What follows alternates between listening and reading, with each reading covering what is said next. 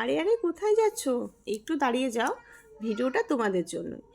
আজকে কিন্তু দারুণ স্বাদের একটা চিকেনের রেসিপি নিয়ে এসেছি, যেটা ডিনারের জন্য একদম পারফেক্ট। কিচ্ছু লাগবে না, জাস্ট সামান্য কয়েকটা উপকরণ। তো চলো তোমাদের সঙ্গে রেসিপিটা শেয়ার করি। তো দেখো, আমি কিন্তু এখানে 500 গ্রাম মতন চিকেন নিয়ে নিয়েছি। চিকেনটাকে একটু ভালো করে ধুয়ে নেব। এরপর দেখো, এইখানে আমি মিডিয়াম সাইজের 2টো পেঁয়াজ নিয়েছি, রসুন, আদা, টমেটো আর কয়েকটা কাঁচা লঙ্কা। এরপর কড়াইটা বসিয়ে দিয়েছি। কড়াইটা একটু গরম হয়ে গেলে আমি এখানে সর্ষের তেল অ্যাড করব। তেলটা দেখো আমাদের একটু ভালোভাবে গরম করে নিতে হবে। এরপর এই দিকে কিন্তু আমি মাংসটা ম্যারিনেট করব নুন, হলুদ আর সামান্য একটু লঙ্কার গুঁড়ো দিয়ে। ব্যাস, আর আমাদের কিচ্ছু লাগবে না ম্যারিনেট করার জন্য। জাস্ট এই 3টে উপকরণ দিয়ে খুব ভালো করে মাংসটাকে ম্যারিনেট করে নিতে হবে। এই পর্যায়ে দেখো আমাদের কিন্তু মাংসটা খুব ভালোভাবে ম্যারিনেট করা হয়ে গেছে।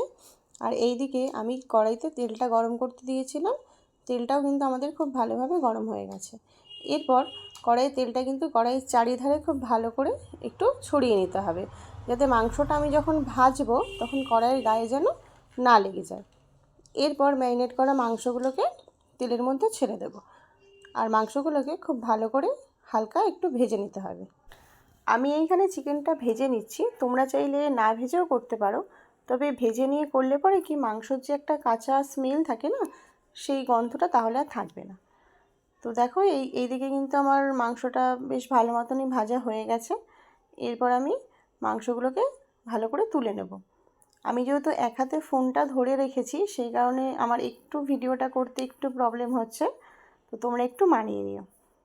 তো দেখো আমি কিন্তু এবার ওই তেলের মধ্যেই যে মশলাগুলো রেখেছিলাম, পেঁয়াজ, টমেটো, আদা, কাঁচা লঙ্কা, রসুন, এগুলোকে তেলের মধ্যে একটু ভালো করে ভেজে নিতে হবে। তোমরা একবার এইভাবে চিকেনটা একটু ট্রাই করে দেখো। সিরিয়াসলি বলছি, অসাধারণ খেতে হয়। জাস্ট কয়েকটা উপকরণ লাগে, বাট খেতে কিন্তু অসাধারণ হয়। আর দেখো এইখানে আমি 5 টাকা দিয়ে যে বাদাম পাওয়া যায়, সেই বাদামটা আমি অ্যাড করব।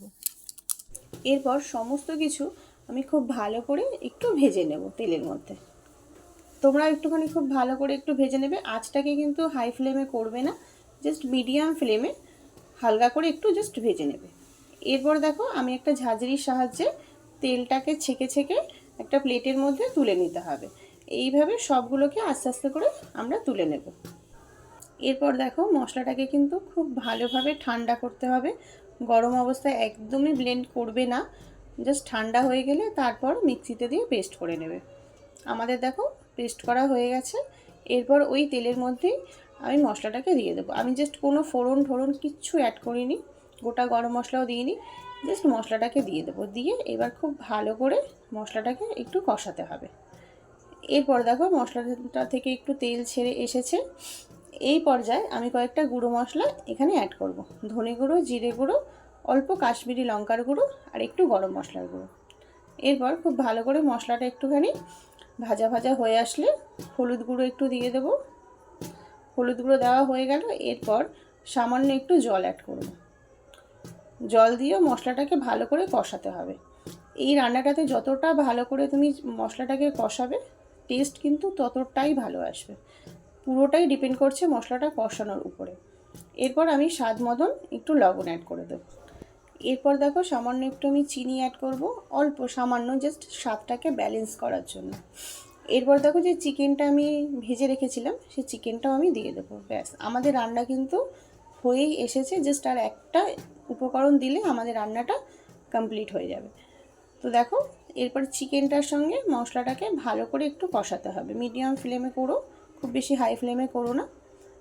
এবার ভালো করে মশলাটাকে কষাতে হবে। কষাতে কষাতে যেন মশলাটা থেকে তেল যেন ছেড়ে দেয়। আমার দেখতেই পাচ্ছ তেল অনেকটাই ছেড়ে এসেছে, তবে আরেকটু কষাবে। বললাম না, যতটা ভালো কষাবে ততটা ভালো রান্নাটা হবে। তো আরেকটু ভালো করে কষাবে। দেখো আমার কিন্তু খুব ভালো তেল ছেড়ে দিয়েছে, অনেকটা পরিমাণে।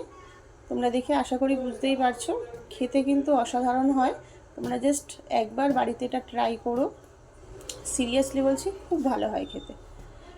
এরপরে দেখো আমি এখানে সামান্য একটু জল অ্যাড করব, কারণ একদম একটু শুকনো শুকনো হয়ে গেলে তো রুটি দিয়ে খাওয়া যাবে না। তো একটু আমি জল অ্যাড করব, কারণ আমি যেহেতু রুটির সাথে খাবো। এরপরে দেখো এটাকে আমাদের কিন্তু একটু ফোটাতে হবে যাতে চিকেনটা একটু ভালো সেদ্ধ হয়ে যায়।